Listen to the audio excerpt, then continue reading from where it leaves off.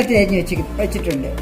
ഇനിയും താളിക്കാനായിട്ട് ഒരു 1/2 ടീസ്പൂൺ ജീരകം, പിന്നെ വേണ്ടത് ഇഞ്ചി വെളുത്തുള്ളി പേസ്റ്റ് 1 സ്പൂൺ, പിന്നെ വേണ്ടത് മുളക് പൊടി, ഒരു സ്പൂൺ മുളക് പൊടി, ഒരു 1.5 സ്പൂൺ മല്ലിപ്പൊടി, ഒരു 1/2 ടീസ്പൂൺ മഞ്ഞൾപ്പൊടി, കുറച്ച് കസ്തൂരി മേത്തി. അത് ഏറ്റവും അവസാനം ഗാർണിഷ് ചെയ്യുന്ന സമയത്ത് മേളിൽ ഇടാൻ വേണ്ടിയിട്ട് മാത്രം. ഇതിലൊരു പാൻ വെച്ച് അതിലേക്ക് നമുക്ക് ആദ്യം 2 സ്പൂൺ എണ്ണ ഒഴിക്കാം. എണ്ണ ഒന്ന് ചൂടായിട്ട് നമുക്ക് ഈ ജീരകം ഇട്ട് ഒന്ന് താളിക്കാം.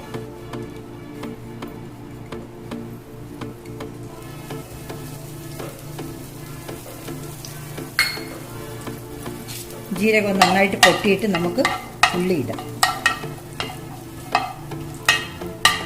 ജീരകം നന്നായിട്ട് മൂത്ത് വരുന്നുണ്ട്. ഇനി നമുക്ക് നീളത്തിൽ അരിഞ്ഞു വെച്ചിരിക്കുന്ന ഈ ഉള്ളി ഇട്ട് കൊടുക്കാം.